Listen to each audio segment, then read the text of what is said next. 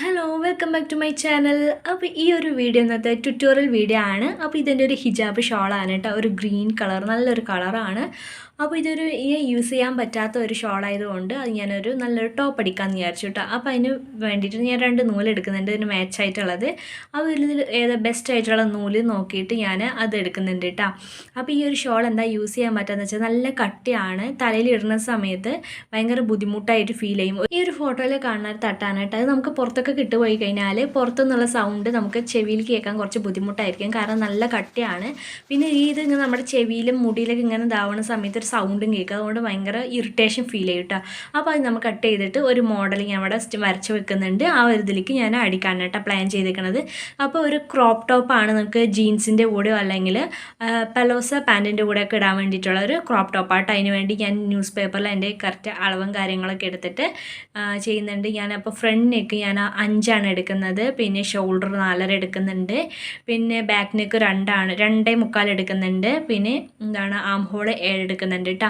എന്നിട്ട് ഇതാ അതിന് അളവിൽ വരച്ചു കൊടുക്കുന്നുണ്ട്. ന്യൂസ് പേപ്പറിൽ എന്തിനാ ഇങ്ങനെ അളവെക്കുന്നതെന്ന് വെച്ചാൽ ഞാൻ കഴിഞ്ഞ വീഡിയോയിൽ ആക്കിയ സമയത്ത് കുറച്ചും കൂടി ഡീറ്റെയിൽ ആയി ഞാൻ പറഞ്ഞിട്ടില്ലായിരുന്നു. അപ്പോൾ ഞാൻ ഈ ഒരു വീഡിയോയിൽ ഡീറ്റെയിൽ ആയി പറയാമെന്ന് വിചാരിച്ചിട്ടാണ് കേട്ടോ.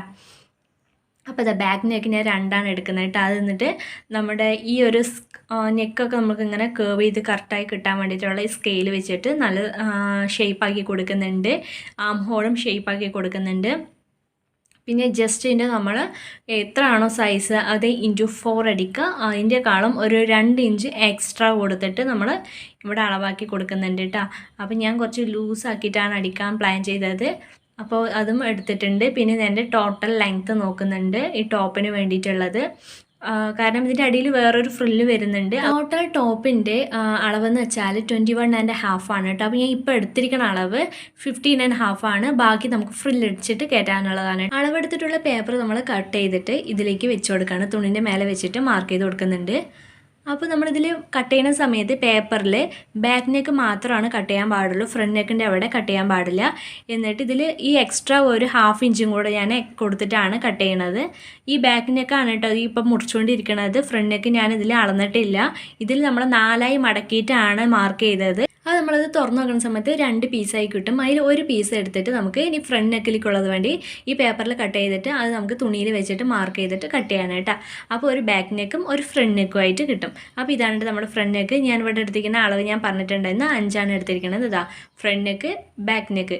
അപ്പോൾ ഇത്രയേ ഉള്ളൂ. നമ്മളിനി ഫ്രില്ലടിക്കാനുള്ള തുണി നോക്കാം. അപ്പോൾ ഇതിൻ്റെ അടുത്ത് ബാലൻസ് ഉള്ള തുണി എന്ന് വെച്ചാൽ ഇത്രയേ ഉള്ളൂ. ഇത് 2ആക്കി മടക്കിയിരിക്കുകയാണ്.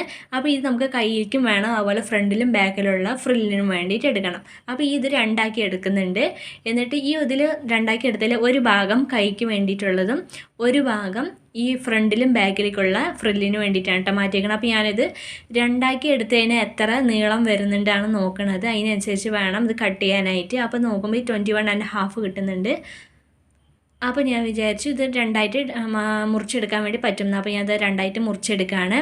അപ്പോൾ ഇങ്ങനെ 2ആക്കി മുറിച്ചെടുത്താൽ നമുക്ക് ഒരുപാട് ഫ്രില്ലിടാൻ വേണ്ടി പറ്റും. അപ്പോൾ നേരത്തെ ഫസ്റ്റ് മാറ്റി വെച്ചില്ല ഒരു പീസ്, അത് നമ്മുടെ ഹാൻഡിന് വേണ്ടിയിട്ട് ഇവിടെ മാർക്ക് ചെയ്യാനായിട്ടാണ്.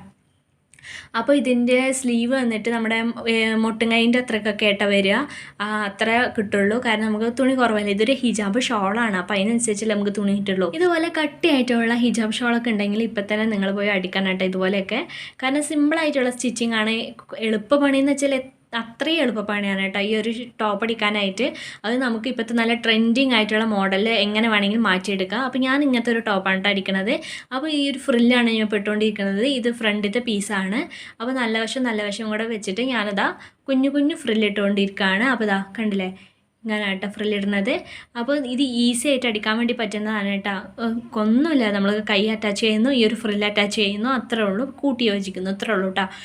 അപ്പോൾ സിമ്പിളായിട്ടുള്ള ഒരു മെത്തേഡാണ്. ഇതുപോലെ തന്നെ ബാക്കും അടിച്ച് കഴിഞ്ഞിട്ടുണ്ട്. അപ്പോൾ ബാക്കും ഫ്രണ്ടും അടിച്ച് കഴിഞ്ഞു. ഇനി നമുക്ക് നമ്മുടെ ഷോൾഡർ പിടിപ്പിക്കുകയാണ്.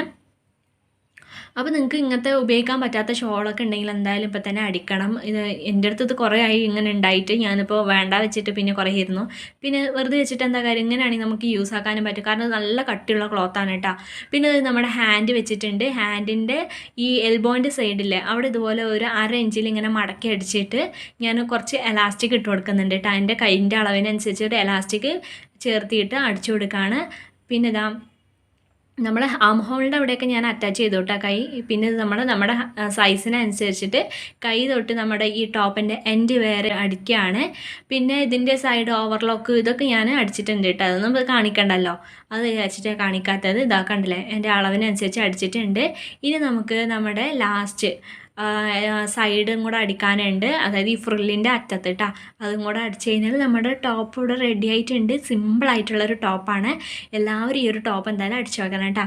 അപ്പോൾ പിന്നെ ഈ ടോപ്പിൻ്റെ ഫുള്ളായിട്ടുള്ള ഇത് കാണിച്ചു തരാം. അപ്പോൾ ഇതാണ് കേട്ടോ. ഈ ഒരു ടോപ്പ് എങ്ങനെ നമ്മൾ പെയർ ചെയ്യുക എന്നുള്ളത് ഈ വീഡിയോൻ്റെ ലാസ്റ്റായിട്ട് ഞാൻ കൊടുക്കുക, എന്തായാലും കാണാൻ മറക്കരുത്. നല്ല രസമായിട്ടുള്ള ടോപ്പാണ്. എനിക്ക് ഭയങ്കരമായിട്ട് ഇഷ്ടമായിട്ടുണ്ട്. നമുക്ക് പുറത്തൊക്കെ ഇടാനായിട്ട് നല്ല അടിപൊളിയായിട്ടുള്ള ടോപ്പാണ്. ജീൻസിൻ്റെ കൂടെ ഇടാം, നേരത്തെ പറഞ്ഞ പോലെ സ്കേർട്ടിൻ്റെ കൂടെ ഇടാം, പലോസ പാൻറ്റിൻ്റെ കൂടെ ഇടാം. അടിപൊളിയാണ്. അപ്പോൾ എന്തായാലും നമുക്കിനി ആ വീഡിയോ കൂടെ ഒന്ന് കണ്ടെന്നാലോ. ഒരു വീഡിയോ ഇഷ്ടമായാൽ ലൈക്ക് ചെയ്യുക, നമ്മുടെ ചാനൽ സബ്സ്ക്രൈബ് ചെയ്യുക. കൂടുതൽ വീഡിയോസൊക്കെ കാണാനായിട്ട് ബെല്ലൈക്കൻ കൂടെ ഒന്ന് എനേബിൾ ചെയ്ത് ഓൾ ആക്കി വെക്കുക കേട്ടോ. അപ്പോൾ ഞാൻ ഇടുന്ന വീഡിയോസ് നിങ്ങൾക്ക് പെട്ടെന്ന് തന്നെ നോട്ടിഫിക്കേഷനായിട്ട് വരും. അപ്പോൾ നിങ്ങൾക്ക് എന്തെങ്കിലും പറയാനുണ്ടെങ്കിൽ കമൻറ്റ് ചെയ്യുക. ബൈ.